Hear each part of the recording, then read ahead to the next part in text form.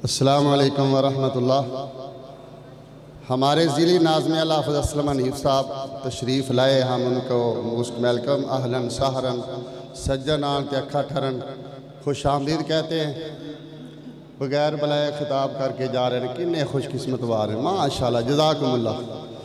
ये कारी सैफुल्ला साहब का टाइम वो लै गए ने, तो इस वास्ते साढ़े शेड्यूल अंदर ये सी कि बाद अंदर आखिरी खिताब तो पहले नाज़िम आला साहब का ते ख्वाजा इदरीस साहब का खिताब होएगा। बहरहाल अमीर मोहतरम ज़िला मरकज़िया तशरीफ़ ले चुके हैं, इंशाअल्लाह वो भी आएंगे स्टेज पे। बल्कि मैं गुजारिश कराँगा कि अगर फारग हो गए ने तो स्टेज पे तशरीफ़ लाओ। बाबर चौधरी बाबर इदरीस साहब, ख्वाजा इदरीस साहब, ख्वाजा बशीर साहब से गुजारिश है कि वो स्टेज पे तशरीफ़ लाएँ। और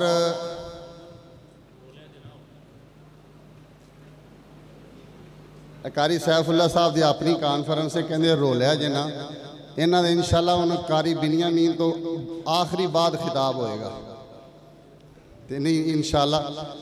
आज का ये जो प्रोग्राम है इसमें थोड़ी सी तब्दीली है, आपने शायद इश्तिहार पे पढ़ा होगा।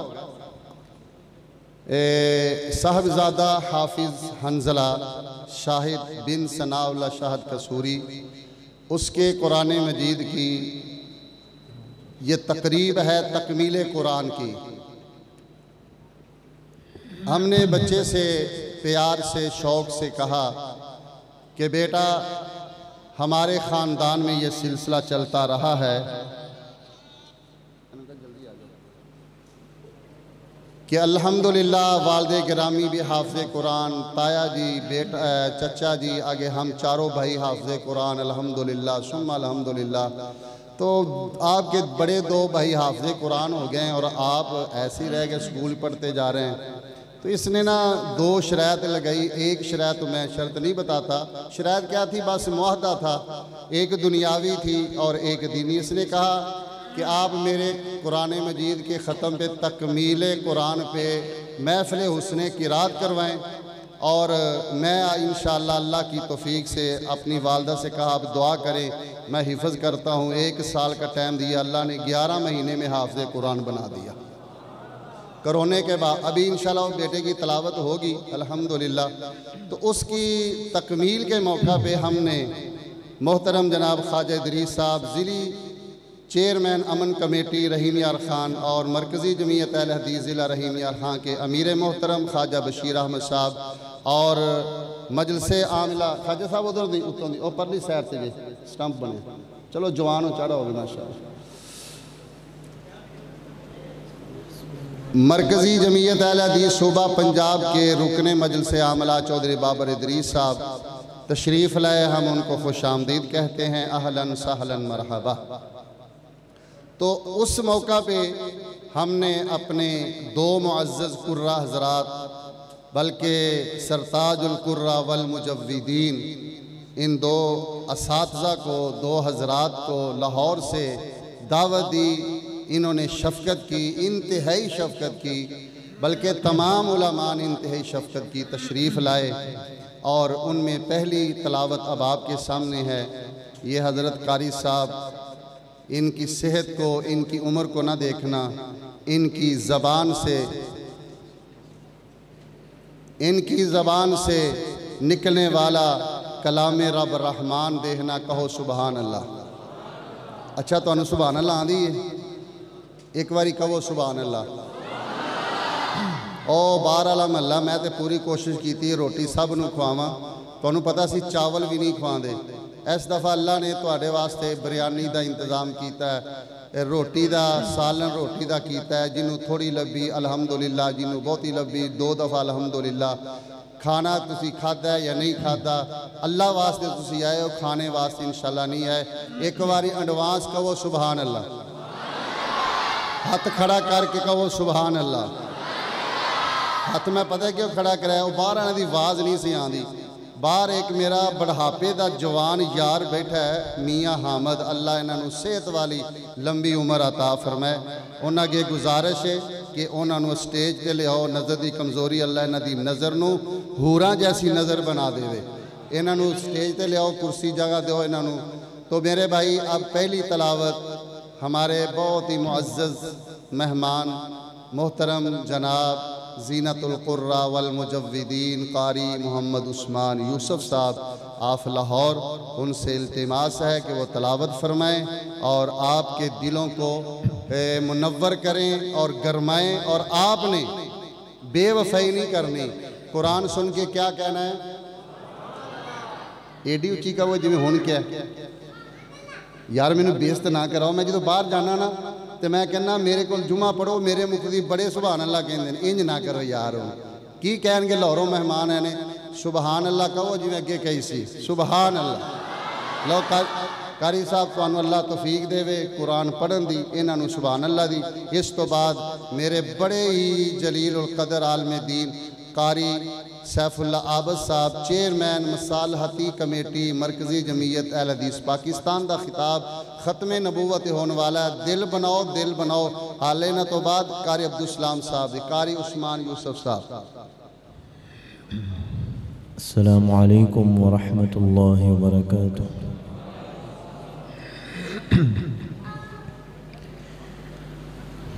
अऊज़ु बिल्लाहि मिनश शैतानिर रजीम।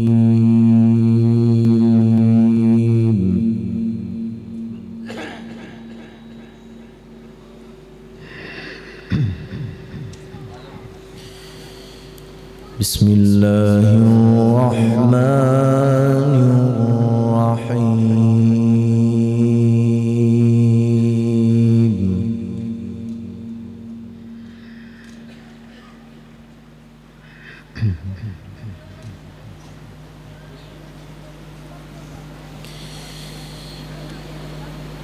लक़द सदक़ल्लाहु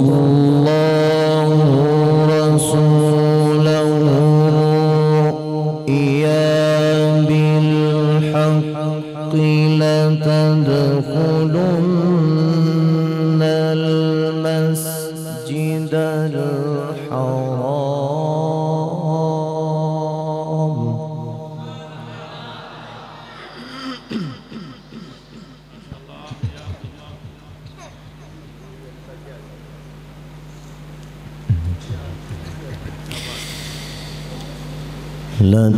لتدخلن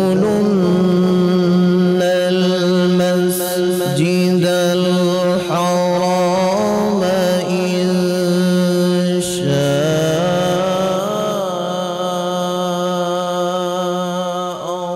الله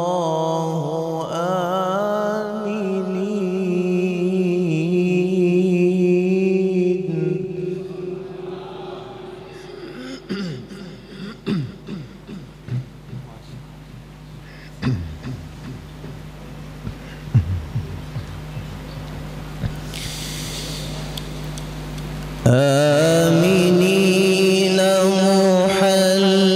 محلقين رؤوسكم ومقصرين لا تخافون.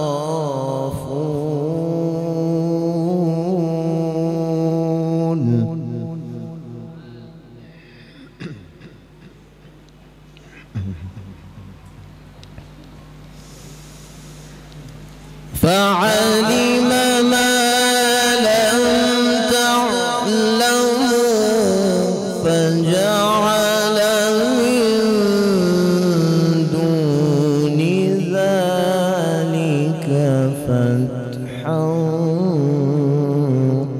قريبا.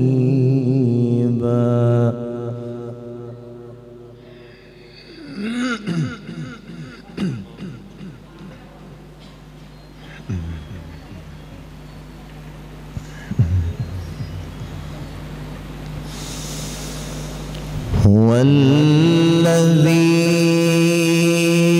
أرسل رسوله بالهدى ودين الحق ليظهره على الدين كله.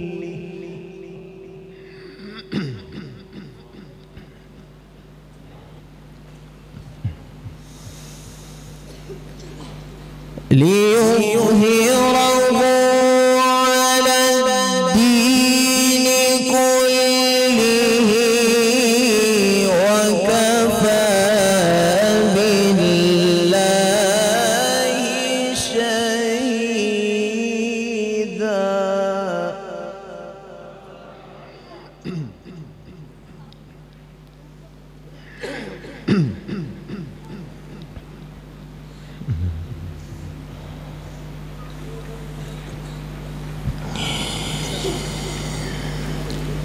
لقد صدق الله رسوله الرؤيا بالحق لتدخلن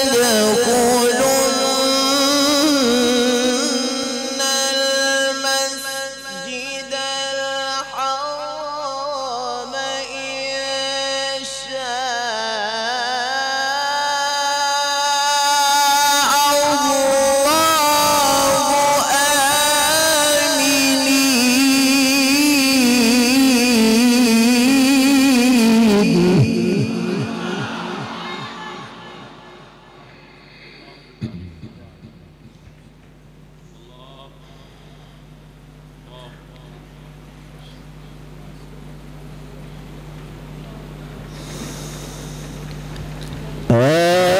آمنين محلقين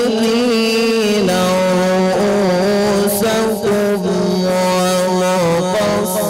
ومقصرين لا تخافون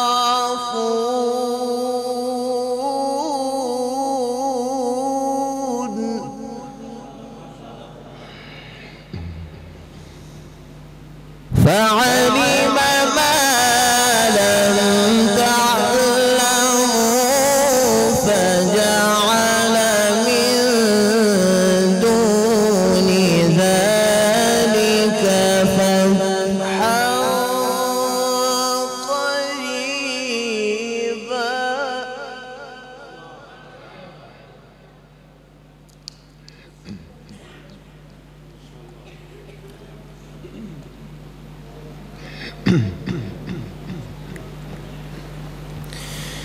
هو الذي أرسل رسوله بالهدى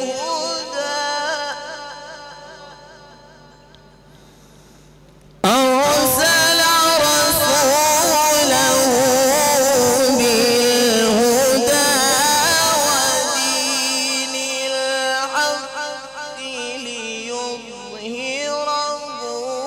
على الدين كله وكفى بالله شهيدا.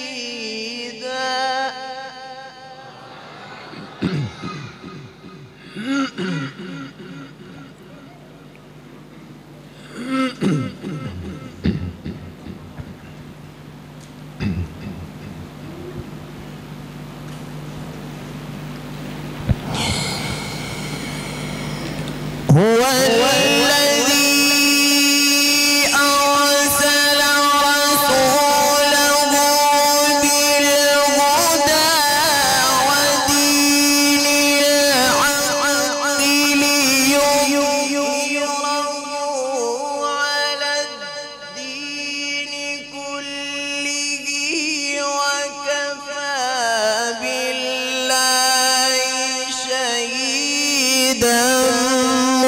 محمد رسول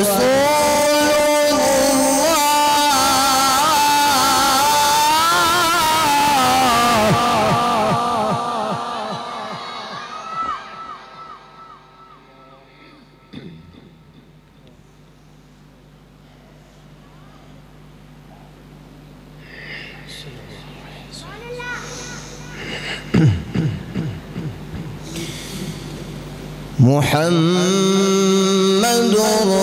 رسول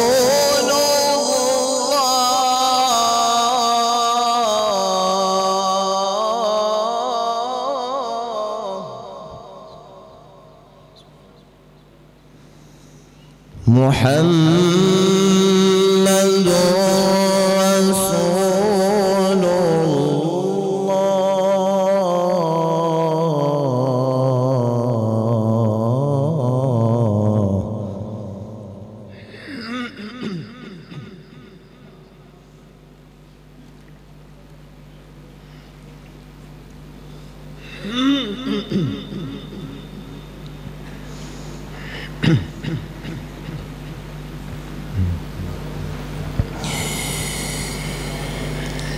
هو الذي أرسل رسوله بالهدى ودين الحق ليظهره على الدين كله وكفى بالله شهيدا.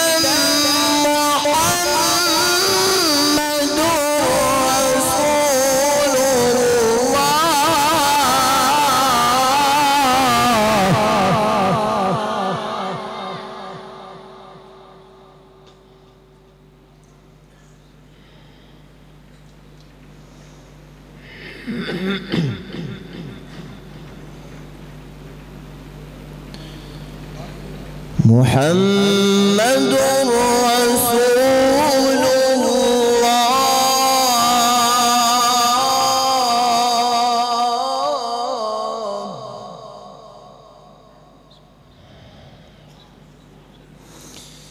والذين معه أشداء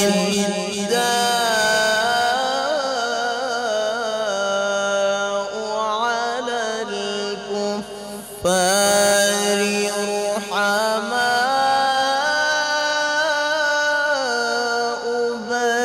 بينهم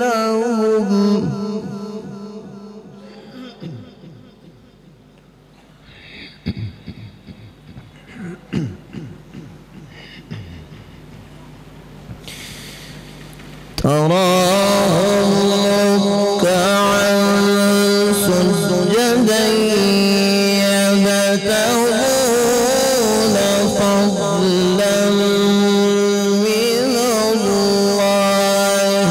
ورضوانا.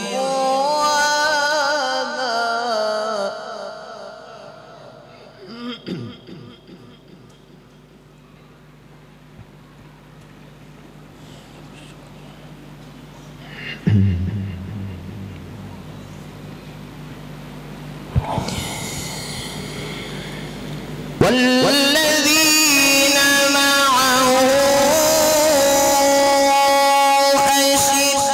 أشداء على الكفار رحماء بينهم تراهم ركعا سجدا يبتغون فضلا من الله ورضوانا.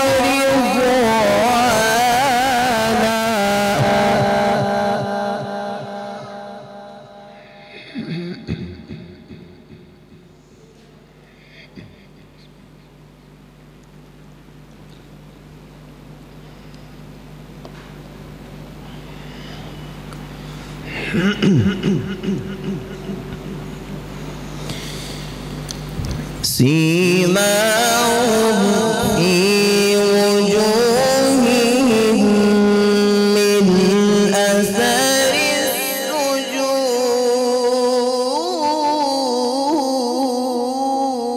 السجود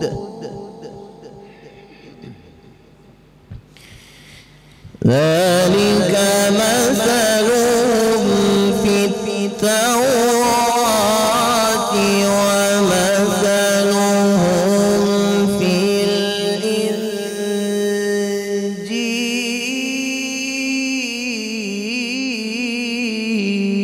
الإنجيل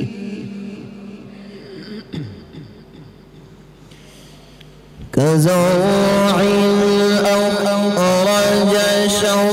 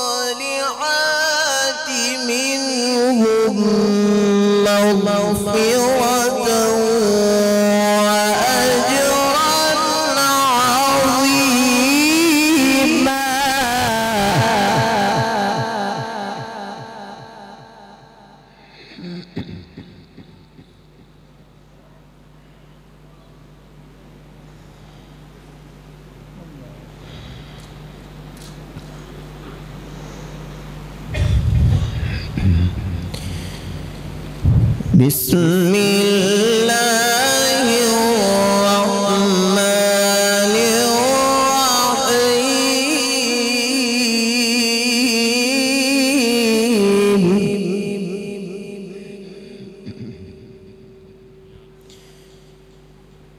بسم الله الرحمن الرحيم والضحى والليل إذا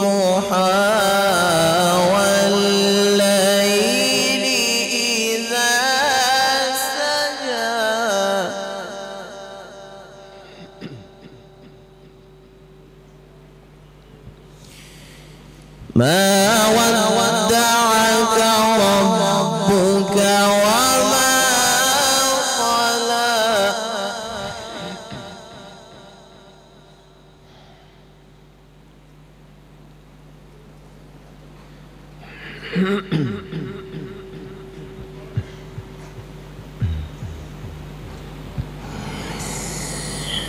والضحى والليل إذا سجى ما ودعك ربك وما قلى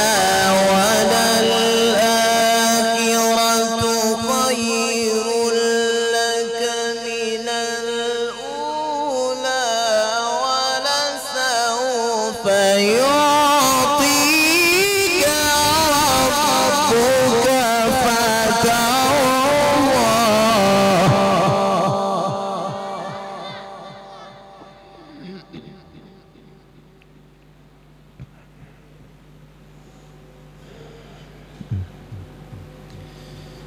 بسم الله الرحمن الرحيم والضحى والليل إذا سجى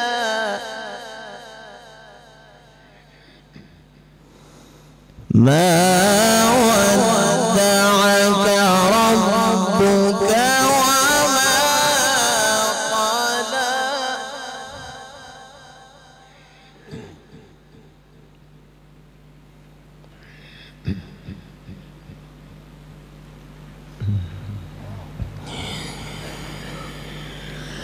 والضحى والليل إذا سجى ما ودعك ربك وما قلى وللآخرة خير لك من الأولى ولسوف يعطيك ربك فترضى ألم يجدك يتيما فآوى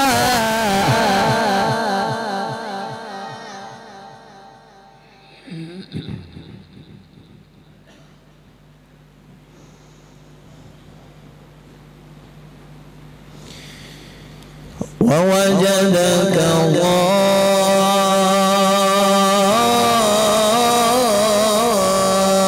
ضالا فهدى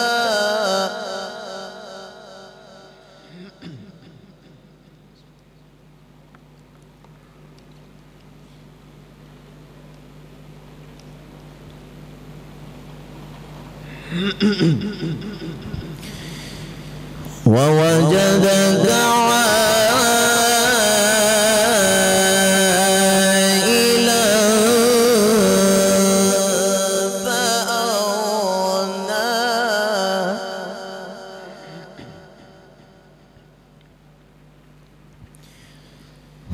فأما اليتيم فلا تقهر وأما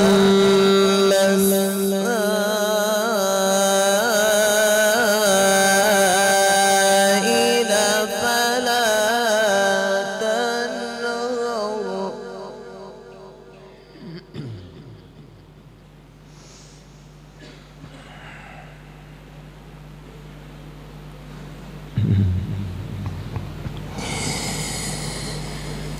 وأما السائل فلا تنهر وأما بنعمة ربك فحدث الله أكبر بسم الله الرحمن الرحيم إنا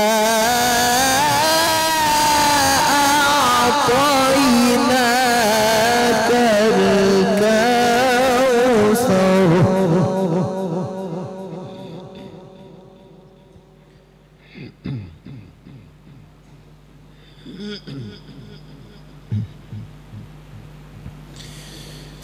فصل لربك وانحر إن شانئك هو الأبتر بسم الله الرحمن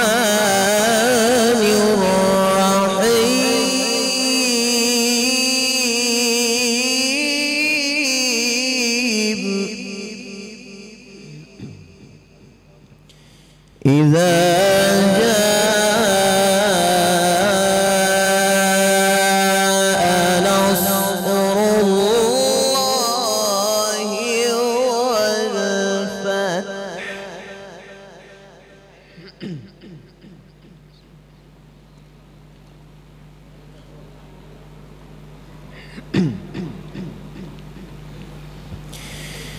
ورأيت الناس يدخلون في دين الله أفواجا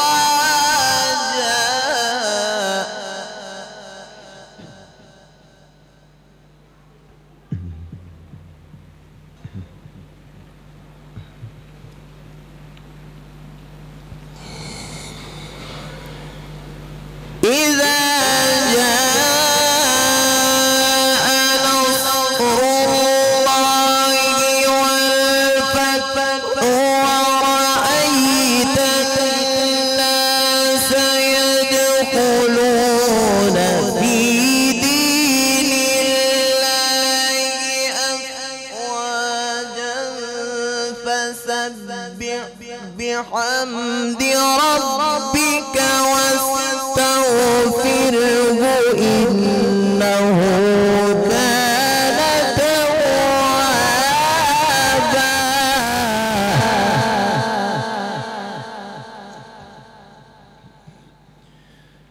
فسبح بحمد ربك واستغفره إنه كان توابا صدق الله العظيم. حياك الله جزاكم الله تقبل الله